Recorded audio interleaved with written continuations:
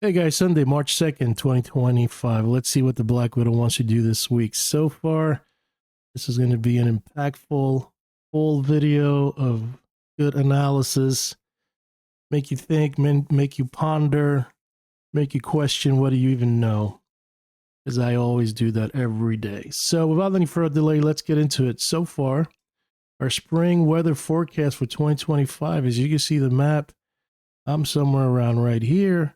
We're going to be warm and wet, warm and normal. Only places that are going to be a little cool is going to be this area right here. So far, things are looking warm, either dry or wet.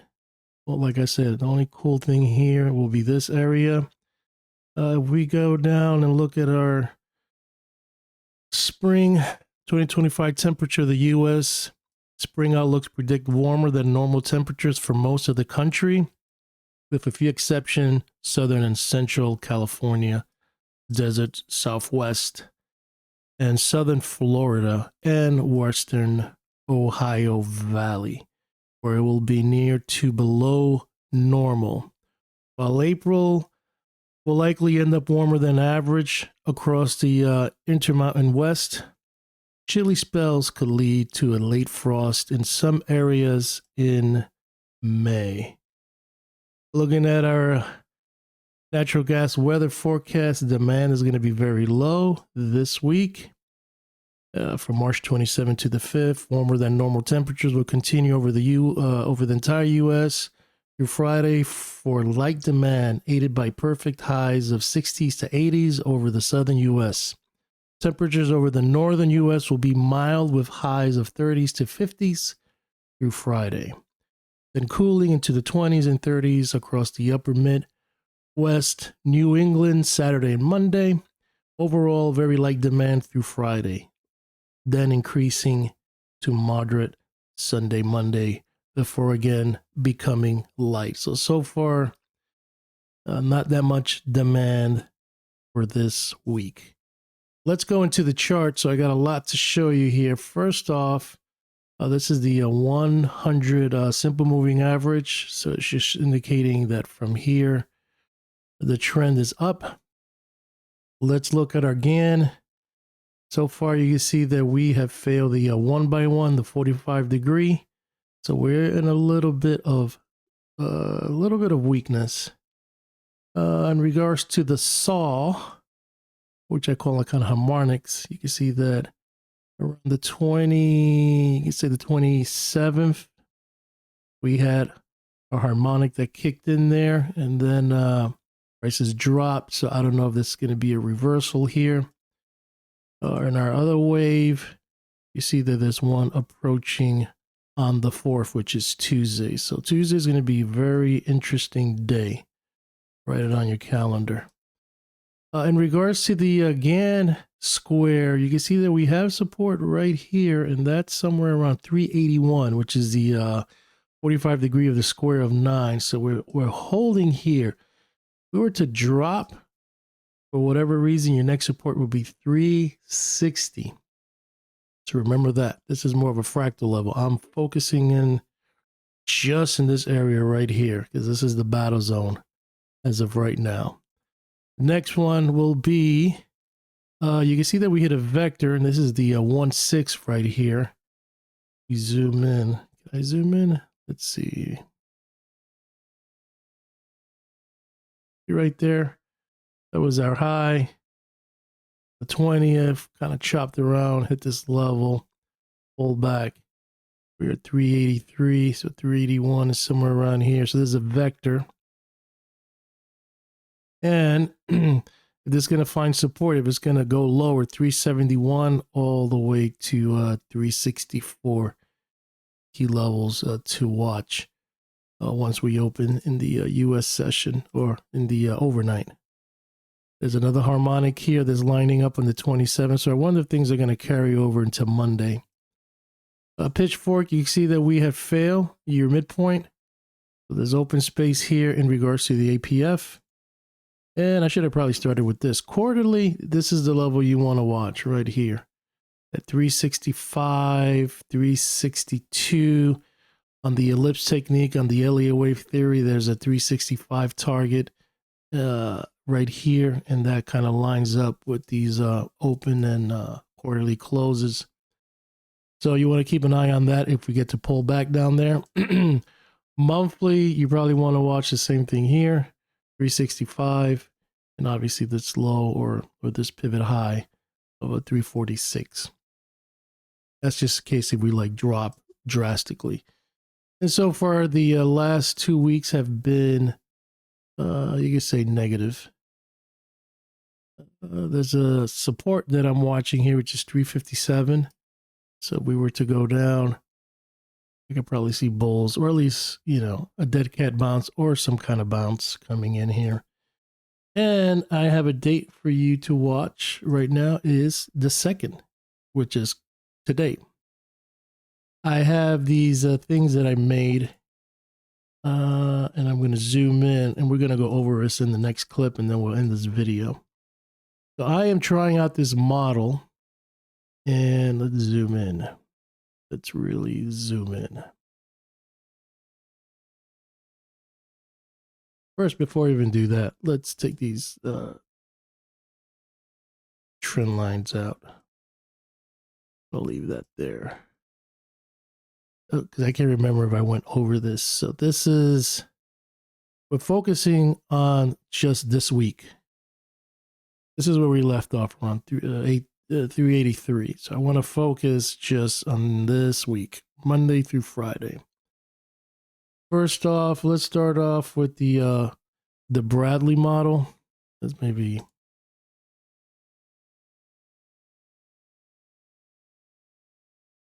Yeah, the Bradley model is continuously going down. My solar cycle goes down and finds support around the 15, which passes. So the continuation is down. And looking at the weather, low demand, could that play out? I don't know. We'll see. You know, the law of supply and demand. So the solar cycle is down. My other cycle that I'm watching is kind of stair-stepping down lower. So the bias is to the downside. This one is the oddball. This one pops Monday, and it rallies all the way to the 10th, pretty much 10th, 11.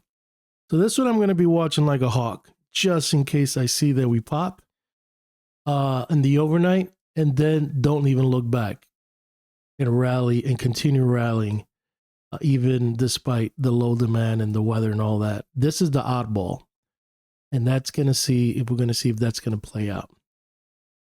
And then lastly, my other cycle that I'm watching, it goes all the way down to, you know, this week to Friday. So these are all the models, and this is the only oddball. So I got 3 going down and 1 going up. So keep that in mind. Now we're going to go and look at this a little more in detail. So this is a model that I'm running just for this week, and I'm testing it. So I don't recommend you trade it. I'm just observing it. I want to see how it's going to perform this week. So the model is broken up into 2.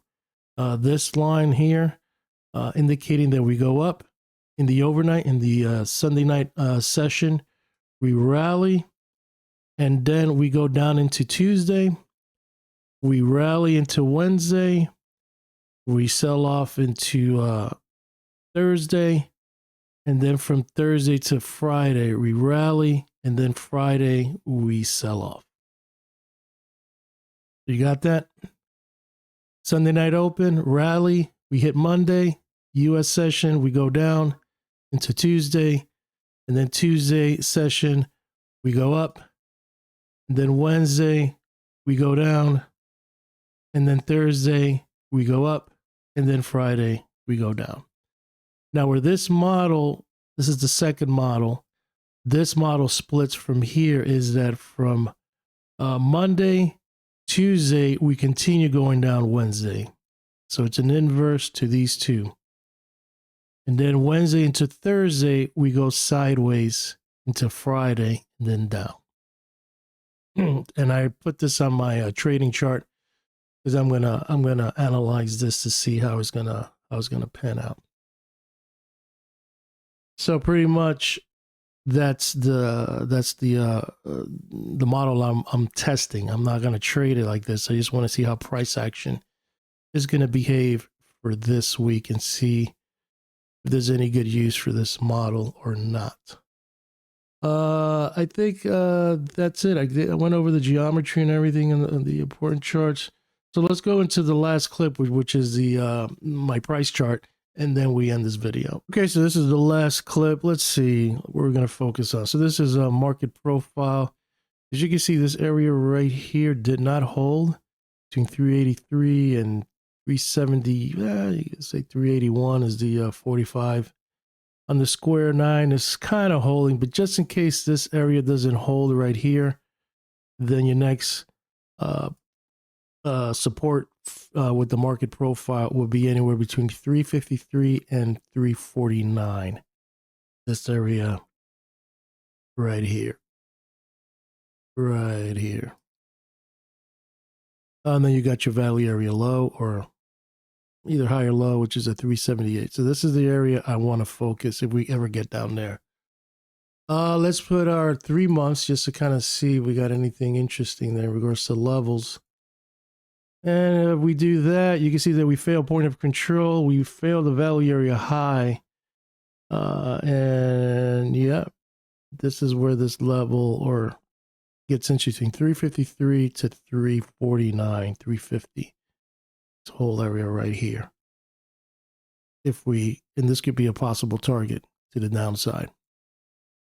You see the bears are in control for the last 3 days. They have been pushing lower. The bulls are not showing up. So it's going to be interesting to see this week with everything that I've shown you. Let's look at our simple glance chart. The only thing negative here is that we are below the 200. Let's see. We are below the 200 SMA and the MACD is negative, and we're kind of chopping around the midpoint of the linear regression channel. So still biased to the upside. Cloud is positive, just the shorter indicators are negative, but still healthy. Nothing wrong. It's just going to be in chop fest until you break below 349, 340, or break above 396 is going to be a little choppy with your midpoint around 368. Now, looking at the daily, it's a little different. We have cracked the MOBO, which is 390, 380, 388 around there, but you're above the 20 and the 50. You're still above the cloud, but kind of chopping around in the midpoint of the linear regression channel with the cloud in the future looking positive. But the MACD was giving us clues that there's a turn coming. And that was the first signal of caution. And that came in on the 24th. And you can see we hit the 20th anniversary date, fail new high, pushed lower, try to regain. This is probably where you would have shorted. PPSL signal, now really confirming it. Now any pops from here, from the 26 would have been shorts. And you can see that everything has been falling in place. And now we have to see if we're going to start penetrating the cloud. And these are targets, the 20 and the 50, right hugging each other, 371. So far, path of least resistance as of right now is negative. The goodies that I have here is the monthly, the midpoint. So far, we failed the quadrant. Big level will be that 354. You can see that things are unwinding here. On the daily chart using the pivots, you can see that we sold off. I'm not really too worried about the moving average. I'm just using it as a trend. And so far this week will be 381. That's your line in the sand, which is the 45 degree.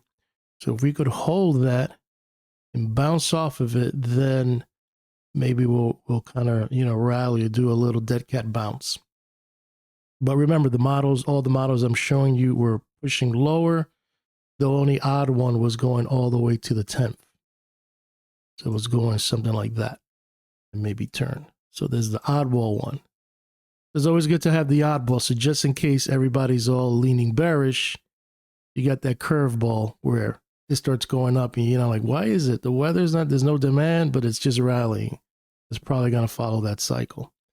We're about to crack the MOVO. As you can see, weakness started from the 24th. So all these were dead cat bounces. Opportunities are short from the quadrants. And now the arrows have gone and disappeared, and now the pressure is to the downside. So that's on the daily. Now on the 4 hour, the line in the sand will be $4, which is on 135 degree in the square of 9. So if we're going to rally, I think this is where we're going to go to. But I want to go to the hourly because the 4 hours where I got all the good stuff that I've been analyzing. So if you made it this far and you didn't click off, this is where the good stuff comes in. So for the U.S. session or the overnight, Sunday night open, this is the line in the sand, your midpoint, 388. If we get to rally here and kind of fail, kind of go sideways, it could probably go down from here. So this is the line in the sand for Sunday to see who's bulls and who's the bears. Extreme target to the downside would be 374 all the way to 377. And that all depends if when we open, is it a gap up? Is it a gap down? Or kind of close to where it's at? Depends where we're gonna, if there's a big gap down, it could possibly rally. So just watch the open. If it's a gap down, it could possibly rally to fill that gap and maybe continue going up to Tuesday. I'm going to go over these models. But if it opens up in a gap up, price action gap up, it could probably maybe fill it, but continue going up, or continue going up and then eventually fill it coming down Tuesday. So extreme targets 374, extreme targets to the top 401. Your midpoint is your 395. Last high from Friday, and obviously your low of 381. And this is all just going to be kind of noise between here. 391. 391 is important. That's your 90 degree. And also you got 384, which is probably the halfway point. Now for the good stuff. So those models I showed you that I'm going to test, I'm not trading it, so I don't recommend you trade it. You just want to see how it performs. I call it weekly. This weekly price action forecast. So the models that I'm testing are indicating a rally. And like I said, it depends if there's a gap. If there's a gap open down, it's probably going to rally. But whatever happens, even it's a gap up, it's still going to rally according to this model. This model is going to go up to Monday, U.S. session, then pull back into you could say Tuesday, and then rally again into Wednesday. So this is Monday, Tuesday, Wednesday, Thursday, Friday. Blacks are the U.S. session. The light gray is the overnights. And the model is indicating, and I'm just putting this hypothetically. I'm not assuming that it's going to stop there. I'm just using the weekly pivots. But Monday, Sunday night into Monday, rally, pull back into Tuesday. And this model is the white model. Because from here, Tuesday, it splits. Tuesday up into Wednesday, then pull back, EIA report, and then Thursday, rally into Friday, and then sell off. Where the models differ is the purple. The purple goes down while the white goes up, and it goes down into Wednesday and then up into Thursday, EIA report, and then kind of goes sideways and then sell off. So that's what the model is indicating. And I'm going to be testing it to see, but I'll be trading. I just have it there as a blueprint, just testing to see, okay, if we start rallying, maybe it's following this. Now these are different. This is more statistical. So Monday statistically is a down day.